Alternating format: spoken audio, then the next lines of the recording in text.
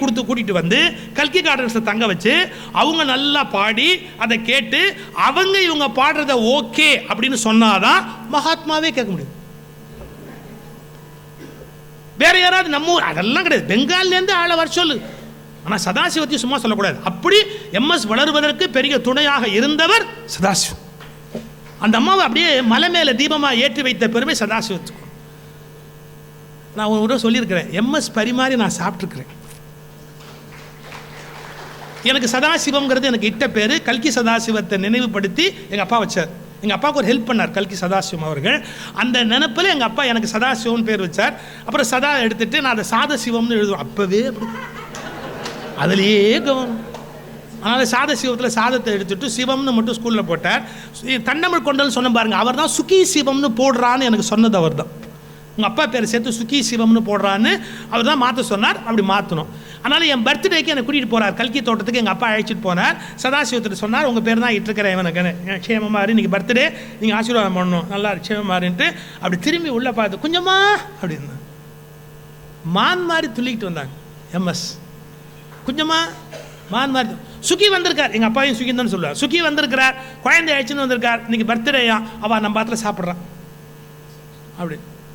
உடனே கொஞ்ச நேரம் ஆச்சு, 8-8:30 மணிக்கு பரிமாறுறாங்க கல்கி கார்டன் கத்திரிக்காய் கோச்சு. நான் அப்போ கத்திரிக்காய் சாப்பிட மாட்டேன், அப்போது சாப்பிட மாட்டேன்.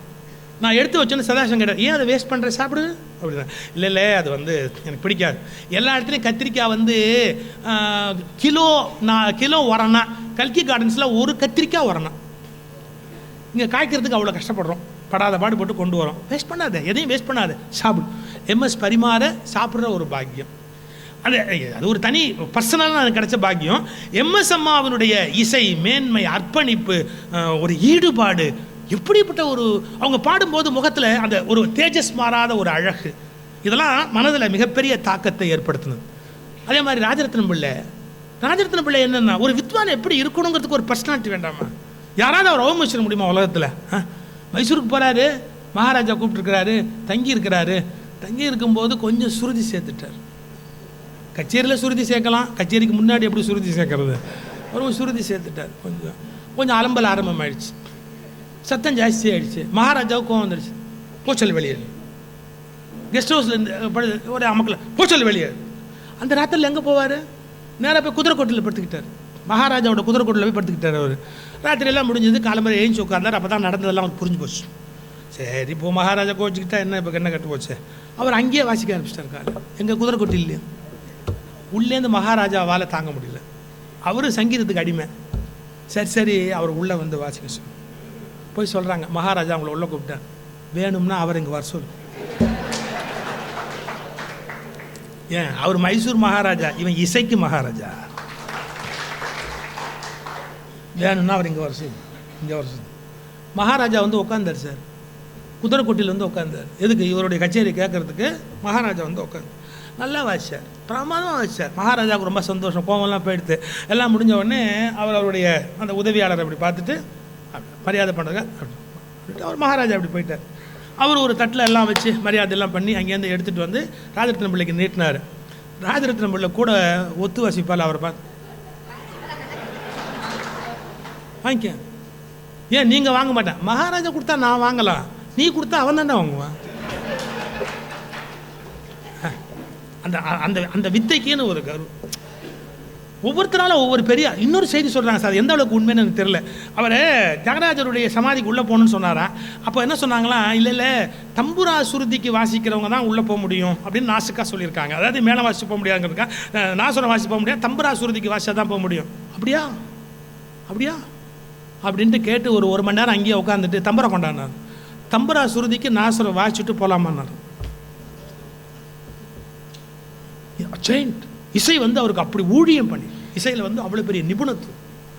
இதெல்லாம் ஒரு காலகட்டத்தில் சொசைட்டியில் ஏற்படுத்தின மிகப்பெரிய பாதிப்பு. தன் கௌரவத்தை இழக்காமல் செல்ஃப் எஸ்டீம், ஒரு வித்வான் எப்படி இருக்கணும் அப்படிங்கிறதுக்கு ஒரு அடையாளமான ஒரு வாழ்க்கை முறை.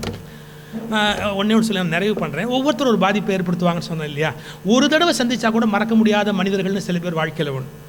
நடிகவேள் எம்ஆர் ராதா என் வாழ்க்கையில் அப்படி. நடிகவேள் எம்ஆர் ராதா, நான் காலேஜ் ஸ்டூடெண்ட்டு, அவர் வந்து ஸ்டார். அப்போது வெட்டினரி காலேஜில் வந்து முத்தமிழ் மன்ற இலக்கியம் நடக்குது. எம்ஆர் ராதாவை வந்து 3 மாடி ஏற்றி மேலே கூட்டிகிட்டு வந்துட்டாங்க. அவருக்கு வயசாயிடுச்சு, முடியல, மூச்சு திணறு, அப்படியே மூச்சு திணறிக்கிட்டே இருக்கு. அவர் கேட்குறாரு, டேய் இப்படியே நான் கொண்டுடுவீங்க போல தெரியுதுடா, இன்னும் எத்தனை மாடிடா ஏறணும்? அண்ணன் இன்னும் ஒரு 10 மாடி, இன்னும் ஒரு 10 படி. ஆனால் வந்து மூச்சு அப்படியே இடிச்சு பிடிச்சி வந்து உட்காந்தோடனே இந்த பசங்களாம் சும்மா இல்லாமல் நடிகவே பேசு, நடிகவே பேசு.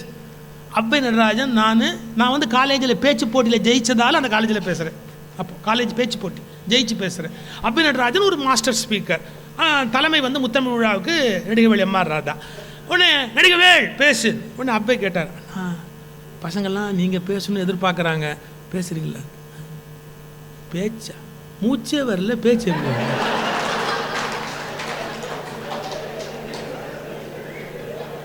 மூச்சே வர, பேச்சு எப்படி? நடராஜ் நீ பேசு. அண்ணா விட மாட்டாங்க, அண்ணா பேசு. போனார் அப்போ நடராஜ் பேச போகிறார். பசங்க விடலை. நடராஜன் சார், நான் இன்றைக்கி பெரிய ரோல் மாடலாக கருதுகிற ஸ்பீக்கர்ஸில் அப்போ நடராஜன் எப்படி தெரியுங்களா? எந்த விஷயத்தை பற்றி பேச சொன்னாலும் ப்ரிப்பரேஷன் இல்லாமல் ஆழமாக பேசக்கூடிய ஆற்றல் வாய்ந்த பெரும் பேச்சாளர் டாக்டர் அபய் நடராஜன். பெரிய கட்டல், அது தனி. நாங்களாம் எப்படி அந்த டெக்னிக் பேச்சுங்கிறதெல்லாம் அவர்கிட்ட கற்றுக்கிட்ட பிச்சை. அப்படி பேசுவார். அவரை பார்த்தா ப்ரிப்பேர் பண்ணாத மாதிரி தெரியும். வாயில் பேசி பார்ப்பார், பக்கத்தில் என்ன தெரியும், அந்த நாக்கை மடித்து அந்த பேசுகிற சவுண்டு தெரியும். தான் அந்த ரிஹர்சல் பண்ணிக்கிட்டே வருவார் காரில், இப்படி சொல்லலாம் ஒரு விஷயத்தை பற்றி யோசிச்சுக்கிட்டே இருப்பார். நைட்டில் படிப்பார். ஒரு வித்தியாசமான பர்சனாலிட்டி. அப்போ மைக்கு முன்னாடி வந்தார் சார், பசங்க பேச உள்ள சார் ஓன்னு கத்துனா. அதை ஹேண்டில் பண்ணார் பாருங்க அவ்வை. ஏன்னா, மாணவர்களே, நான் பேசுவதற்காக வரவில்லை, நடிகவேள் பேசுவார் என்பதை அறிவிப்பதற்காக வரவில்லை. முடிச்சிட்டார். இவரை கூப்பிட்டாங்க, பேசு சார்.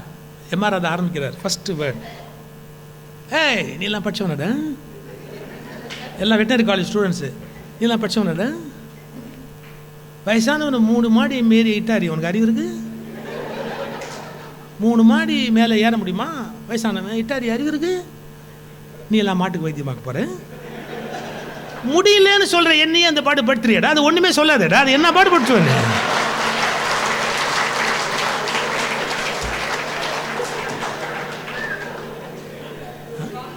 முடியலன்னு சொல்கிற என்னையே அந்த பாடு படுத்துறியடா, அது சொல்லாதடா, அது என்ன பாடு படுத்து? நீ எல்லாம் படிச்சோன்னு.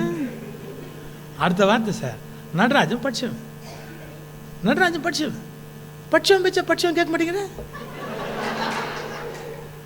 நடராஜன் படிச்சவன் நடராஜனை பார்த்து கேட்குறாரு, நடராஜா என்ன படிச்சிருக்கிறேன்? அவர் சொன்னார், அண்ணா எம்ஏ பிஹெச்டி. நடராஜன் என்னமோ படிச்சிருக்கிறான். நெக்ஸ்ட், நடராஜன் என்னமோ படிச்சிருக்கிறான். நான் படிச்சவன் பேச்ச படிச்சவன் கேட்க மாட்டேங்கிறேன். நான் படிக்காத முண்டும் இந்த பவுடர் பண்ணுற வேலை இல்லை, பவுடர் பண்ணுற வேலை இல்லை, அதான் மேக்கப் போடுற நடிகனுக்கு பின்னாடி சொசைட்டி போதும், அது சொல்ல மாதிரி இந்த பவுடர் பண்ணுற வேலை இல்லை. படிச்சவன் பேச்சு படிச்சவன் கேட்க மாட்டேங்கிறீங்க, நாடு உறுப்பு விட. அதுக்கு அடுத்த ஸ்டேஜ் போனார் சார், டாப். என்ன அது சரி, டேய் அவன் நான் கண்டுபிடிச்சானே, அவன் அவனை படிச்சிருப்பான்.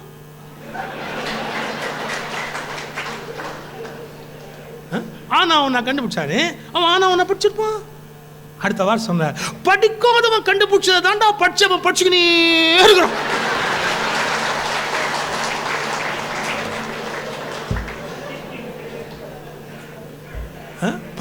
படிக்க கண்டுபிடிச்சதை தாண்டா படிச்சவன் படிச்சுக்கினே இருக்கிறான். எவ்வளோ ஒரு தாட் ப்ரொவோக்கிங்காக அந்த பேச்சை கொண்டாந்து என் பண்ணுறாரு பாருங்க.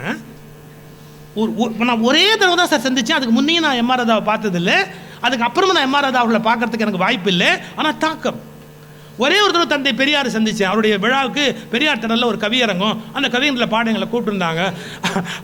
அவருடைய அந்த மலர் போட்டிருந்தாங்க. அந்த மலரை வந்து நாங்கள் வாங்கிட்டு கையத்துக்கு போட்டோம்.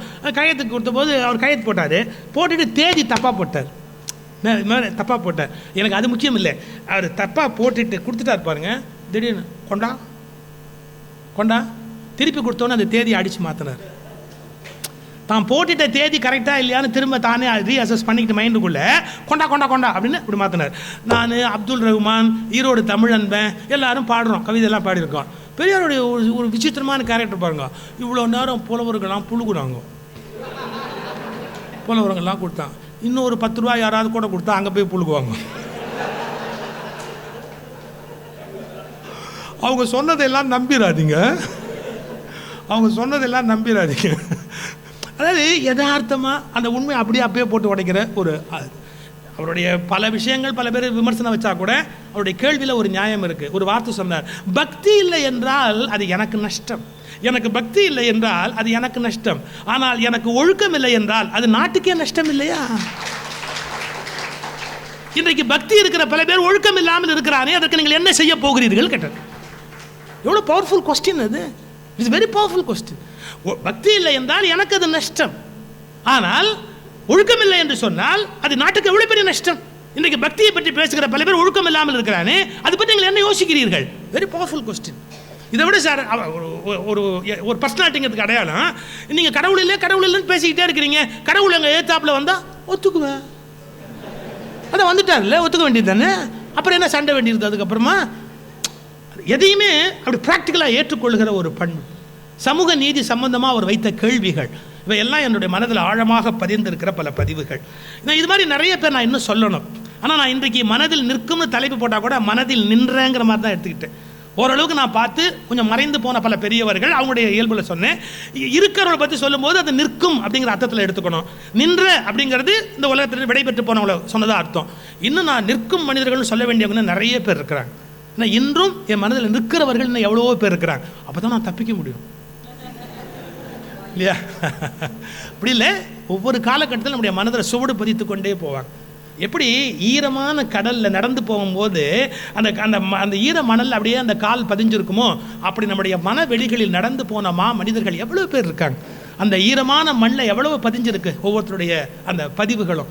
என் தந்தையார், அது மாதிரி ரசிகமணி டிகேசி, அவரோடு வாழ்ந்த எத்தனையோ பல பெரியோர்கள், நூற்றுக்கணக்காக சொல்லலாம். என் வாழ்வில் இன்று மிக மிக மிக மகிழ்ச்சியான ஒரு நாள். காரணம், நான் மிக மதிக்கிற பல பேரை நினைவு கூர்ந்து வணங்குகிற ஒரு வாய்ப்பு இன்றைக்கு கொடுத்த ஏவிஎம் குடும்பத்தாருக்கு நன்றி கூறி, இதன் மூலம் நிச்சயமாக என் ஆயுள் 5 ஆண்டுகள் கூடியிருக்கிறது என்று நான் உறுதியாக நம்புகிறேன்.